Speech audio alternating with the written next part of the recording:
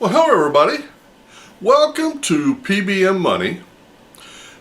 Today, I thought I'd take some time and just kind of walk through what the real estate purchase plan is for myself for the next 5 years until I retire. Now, if you're not into building wealth, this is probably not your cup of tea. But I'm going to show you how in 5 years I plan on building an income just from real estate of a little over $2,000 a month. Now, as we sit here today, we have 2 little rental houses. Now, one of the things that I do with each property is I pull a minimum of $400 and usually $475 per month out and put it into either the market or savings to build for the next house. So for the 2 houses we have right now, we are currently taking $975 a month, and the majority of that is going into savings, but I believe we're putting around $300 a month into the market. Now,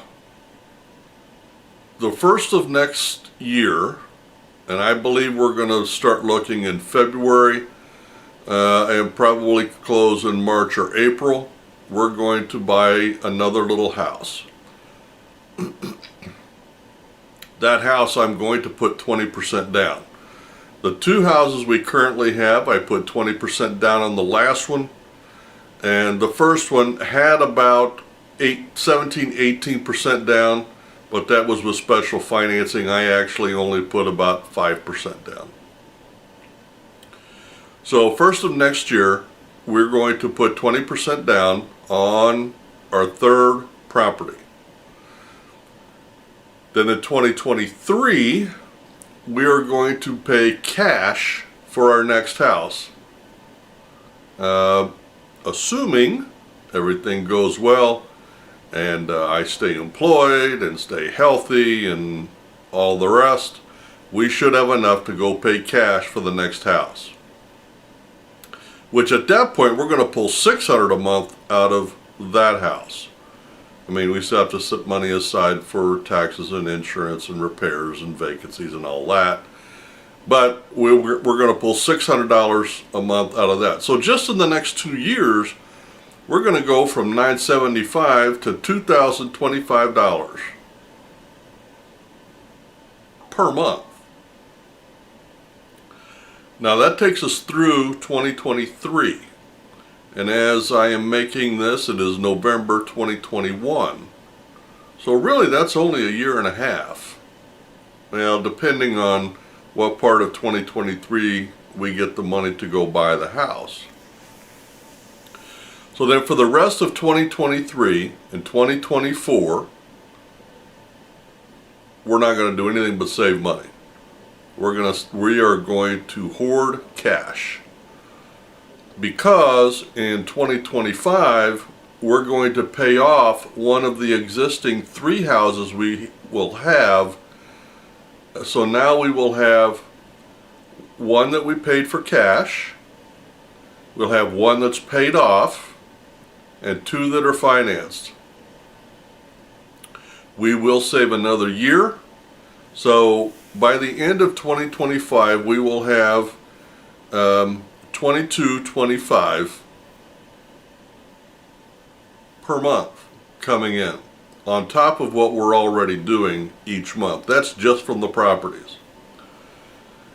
In 2026, at some point, we're going to go buy our duplex.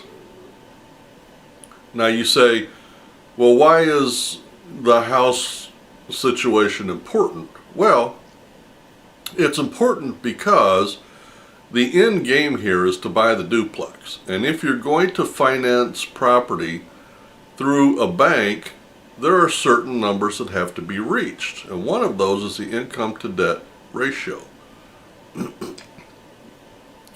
Now, I happen to know that the last house that I bought, the banker told me my income to debt ratio was 14%.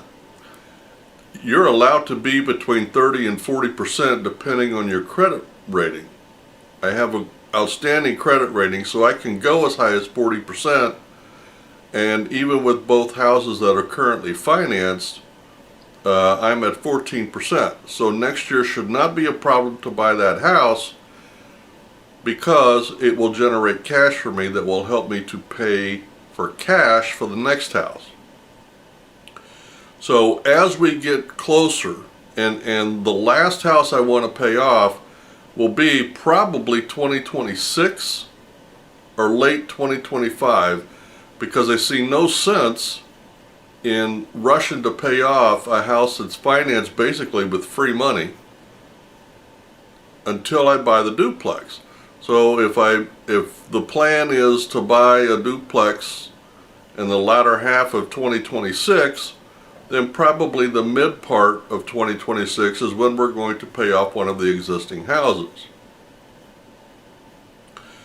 That way, when I go to get my duplex, I know that my income to debt ratio will be less than 14%, because with only 2 houses and neither one of them paid off, I'm at 14%. What if I had 4 houses and 2 of them paid off? I've still got the same 2 houses, but now I've got twice as much income coming in, which ought to cut my income to debt ratio down to 7 or 10%. That's a great position to be in going into buying a duplex, because a duplex around here that I'm looking to buy is going to cost about 3 times what one of these houses cost.